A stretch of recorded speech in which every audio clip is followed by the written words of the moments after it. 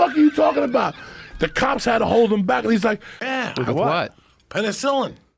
Joey Diaz, who was born in Havana, Cuba, is a stand-up comedian, podcast host, actor, and close friend of Joe Rogan. He immigrated to the United States as a child and grew up in New Jersey.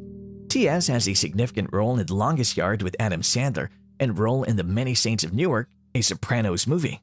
Diaz is the host of the podcast The Church of What's Happening Now and has been a regular JRE podcast guest since its beginning.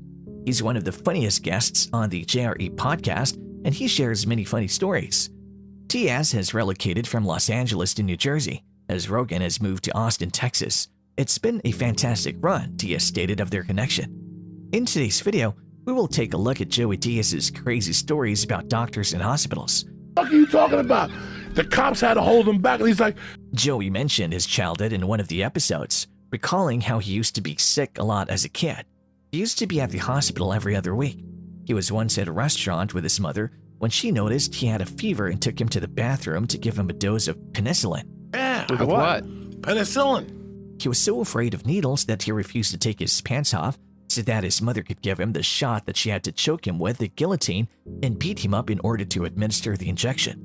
He had a Cuban doctor who came over to his house to check on Joey.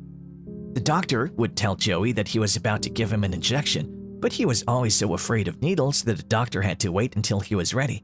In the meantime, the doctor would have to drink or two, and he used to watch some cartoons till he was feeling ready.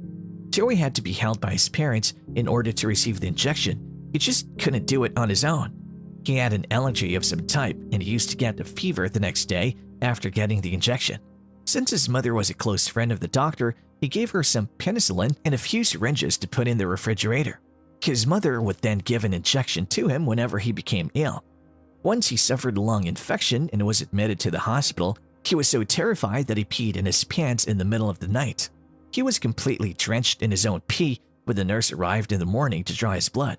He asked her if he could first take a bath, get changed, and eat something. Restaurant. And I was like, But the nurse had orders from the doctor that the blood had to be drawn before breakfast. Joey became angry with the nurse and decided to then go for it. She ordered him to stand up and led him to the corridor, where she said that the noise would distract him and he wouldn't feel the prick. He opted to go to the hallway since he knew the nurse would not leave until she had drawn his blood. The nurse then inserted the needle to draw blood, and the next thing he recalls is hearing police sirens. The nurse's cart had toppled over and he was perched on top of it. He had fainted, and they then attempted to wake him.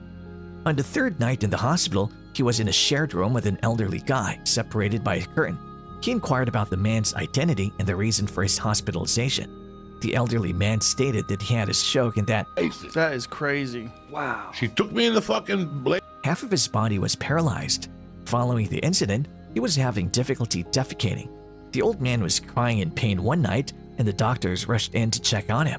Nothing was working, so they decided to do an enema and began the treatment. When they placed a water-filled tube into his rectum, his poop suddenly began to rush out, and it got all over the room. The nurse then came in and took Joey out. He remembered the smell being so strong that the place smelled like its sewer. The doctor then shifted him to a separate room and apologized for everything that had happened. Joey stated that he would never forget that incident in his life. I go, really?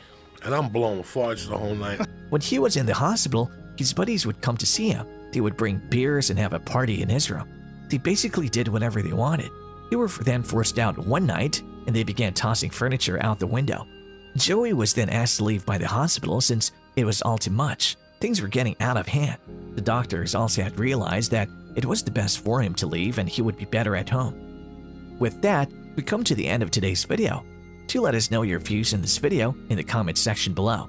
We hope you enjoyed watching the video. If you did, then do leave a like, subscribe, and share it with your friends. See you in the next one.